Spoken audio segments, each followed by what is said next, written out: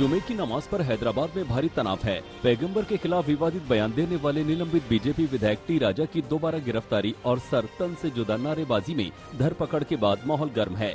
जुमे की नमाज के बाद तनाव न बढ़े, इसलिए सुरक्षा सख्त है। AIMIM सांसद असदुद्दीन ओवैसी ने जुमे की नमाज पर शांति बनाए रखने की अपील की है। उन्होंने बुजुर्गों से अपील की कि अपने बच्चों की सरपरस्ती करें। उन्होंने कहा कि अमन में काफी ताकत होती है।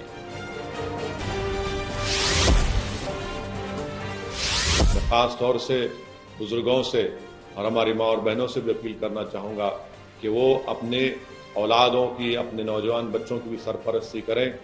और आपसे ये भी गुजारिश करूँगा कि नमाज जुमा के बाद हम कोई ऐसा नारा ना लगाए, ना कोई ऐसा नाखुशगवार वाक़या पेश आए जिससे हमारे दीगर अपनाए वतन को तकलीफ हो।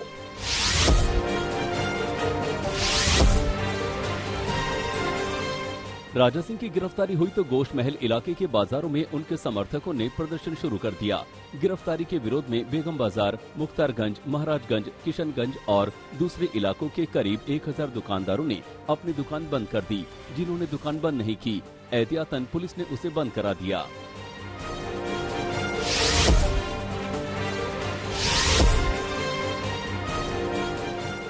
सिर तन से जुदा नारे लगवाने के मास्टरमाइंड कहे जाने वाले social media influencer Syed Abduhu Kashaf को पुलिस ने गिरफ्तार कर लिया, लेकिन कोर्ट से उन्हें तुरंत जमानत मिल गई। राजा सिंह की गिरफ्तारी न होने पर गोश्त महल को राख बनाने की धमकी देने वाले कांग्रेस नेता रशीद खान के खिलाफ भी IPC की धारा 153 उपधारा A, 505 उपधारा 2 और 504 के तहत केस दर्ज कर लिया गया है।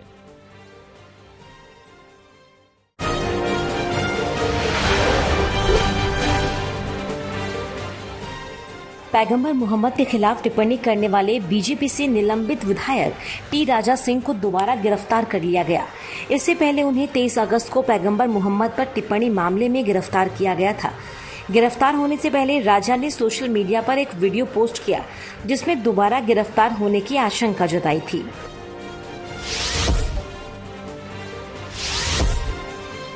हरियाणा बीजेपी की नेता और टिकटॉक स्टार सोनाली फोगाट की मौत से जुड़े मामले में गोवा पुलिस ने हत्या का केस दर्ज किया है।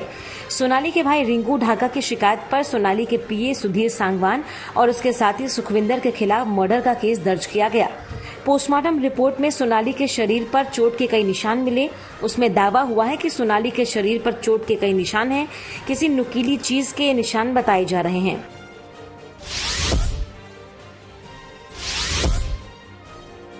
करीब 8 महीने पहले PM नरेंद्र मोदी की सुरक्षा में हुई चूक के मामले में कमेटी ने सुप्रीम कोर्ट में रिपोर्ट पेश की।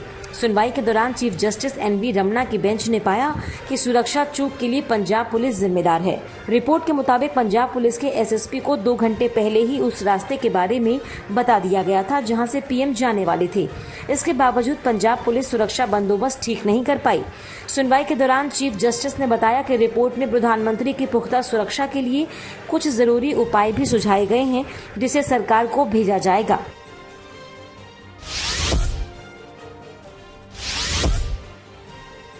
जम्मू कश्मीर में बारामूला के उरी सेक्टर में बॉर्डर पार कर रहे 3 आतंकी मारे गए। घुसपैठियों के पास से भारी मात्रा में हथियार और गोला बारूद बरामद हुए। LOC के पास सेना के जवानों ने संदिग्ध गतिविधि देखी, जिसके बाद यह एक्शन लिया गया। आतंकियों की तरफ से भी फायरिंग की गई। उधर बांदीपोरा पुलिस ने 26 असम राइफल्स के साथ एक ज्वाइंट ऑपरेशन में लश्कर के 2 आतंकवादियों को गिरफ्तार किया है।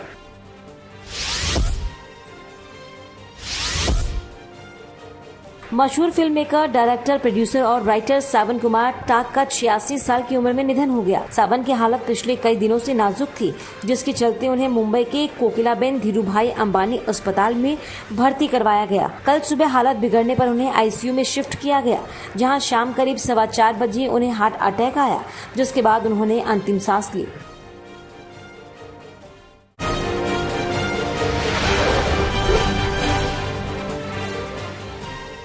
झारखंड के मुख्यमंत्री हेमंत सोरेन के खिलाफ चुनाव आयोग की सिफारिश पर आज राज्यपाल फैसला ले सकते हैं। लाभ के पद के मामले में झारखंड के मुख्यमंत्री हेमंत सोरेन पर चुनाव आयोग ने राय राजभवन भेजी थी। हालांकि इस बीच CM आवास पर खलबली तेज हो गई। विधायकों के साथ आगे की रणनीति पर मंथन शुरू हुआ। वहीं भारी संख्या में हेमंत सोरेन के समर्थक भी आवास पहुंचे, जहां जमकर ढोल नगाड़ों के बीच नारेबाजी की गई।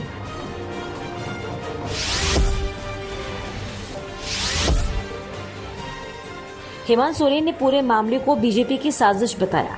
वहीं ट्वीट कर तंज किया कि संवैधानिक संस्थानों को तो खरीद लोगे, लेकिन जन समर्थन कैसे खरीद पाओगे। खनन मामले के बीच बीजेपी लगातार सोरेन सरकार पर निशाना साध रही है, जिससे चुनाव आयोग से हेमंत सोरेन की सदस्यता रद्द करने की मांग की थी।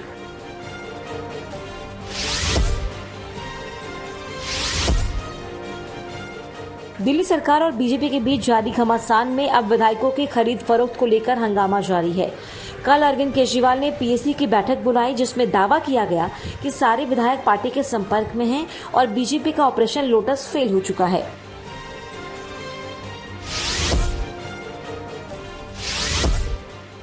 ये पिछले कुछ दिन से हमारे एमएलए के पीछे पड़े हैं। हमारे एमएलए को एक एमएलए को 20-20 करोड़ रुपए का ऑफर दिया जा रहा है। 20-20 करोड़ रुपए का कि आप 20 करोड़ रुपए ले लो और आप केजरीवाल जी की सरकार तोड़ दो, केजरीवाल जी को छोड़ दो, आम आदमी पार्टी को छोड़ दो और हमारे साथ आ जाओ।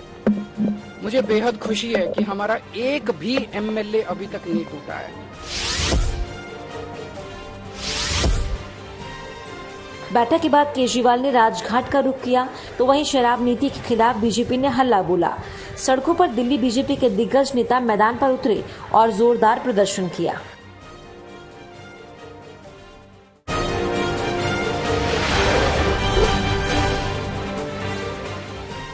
राजस्थान के 12 जिले में बाढ़ में फंसे 1700 से अधिक लोगों को सेना और एनडीआरएफ की टीम ने रेस्क्यू किया है। 12 जिले में काली सिंध नदी में आए उफान से हर जगह अफरा तफरी मच गई, जिसके चलते गांव में कई कच्चे मकान पानी में समा गए। हालांकि जिला प्रशासन की टीमें उन जगहों पर पहुंच रही हैं जहां हालात अभी भी बिगड़े हुए हैं।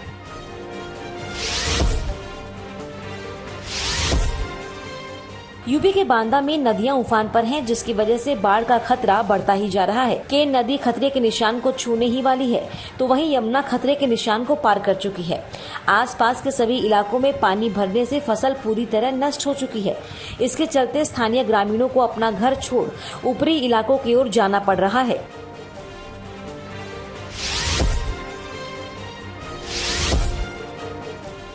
औरैया में यमुना के कहर से हर जगह बाढ़ जैसे हालात बन गए हैं। जलस्तर बढ़ने से बाढ़ का पानी गांव में भर गया और देखते ही देखते कई गांव टापू में बदल गए। खेतों में पानी भरने से फसल पूरी तरह बर्बाद हो चुकी है। वहीं खतरे के चलते कई परिवारों को घर छोड़ सुरक्षित स्थानों पर पहुंचाया जा रहा है।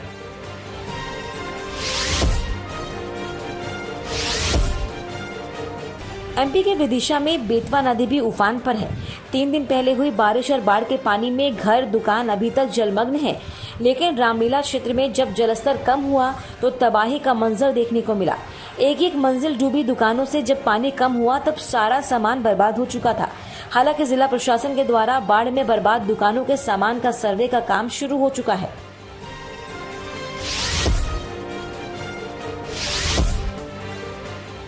आगरा में चंबल नदी का जलस्तर बढ़ने से नदी खतरे के निशान के ऊपर बह रही है। इसके चलते 8000 हेक्टेयर जमीन की फसल बाढ़ में डूबकर बर्बाद हो चुकी है। साथ ही साथ स्कूल और कई इमारतों की छत पूरी तरह पानी में डूब चुकी है। चंबल नदी के किनारे बसे गांव वासियों को सुरक्षित जगह पलायन करना पड़ रहा है।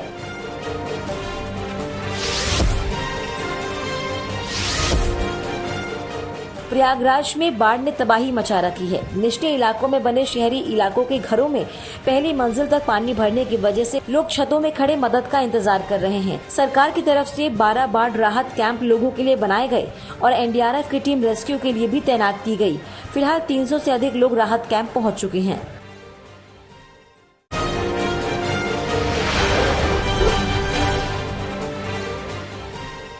महाराष्ट्र के नांदेड़ में घोरपड़ के निजी अंग बेचने वाले गिरोह को गिरफ्तार किया गया है। सूचना मिलते ही वन विभाग की टीम ने एक व्यक्ति को रंगे हाथ पकड़ लिया। जांच पड़ताल में 6 जोड़ी घोरपड़ के प्राइवेट पार्ट भी जब्त किए गए हैं और कई धाराओं के तहत 3 लोगों के खिलाफ केस दर्ज किया गया।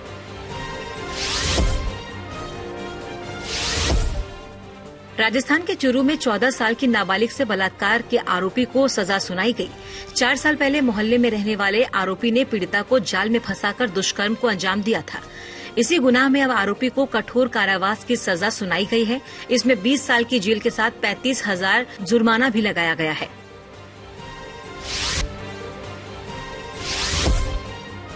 बिहार के लखीसराय जिले में अवैध शराब निर्माण, बिक्री और पीने के खिलाफ पुलिस ने 51 लोगों को गिरफ्तार कर लिया। पुलिस की इस स्पेशल ड्राइव से पूरे जिले में हड़कंप मच गया।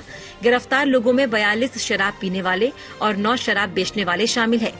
साथ ही 20 लीटर अवैध देसी शराब और ताड़ी भी बरामद की गई।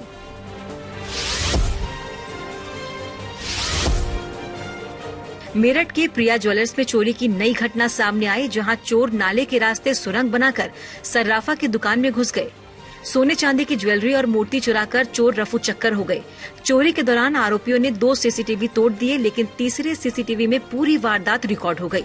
पुलिस फिलहाल जांच कर चोरों की पहचान की कोशिश में जुटी हुई है।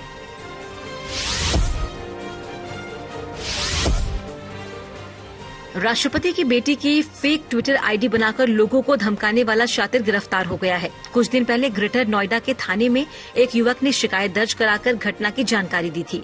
इसके बाद फेक आईडी बनाकर फेक पोस्ट करने वाले शैलेंद्र शुक्ला को पुलिस ने धर दबोचा है। आरोपी के पास से पुलिस ने 3 मोबाइल फोन भी बरामद किए हैं।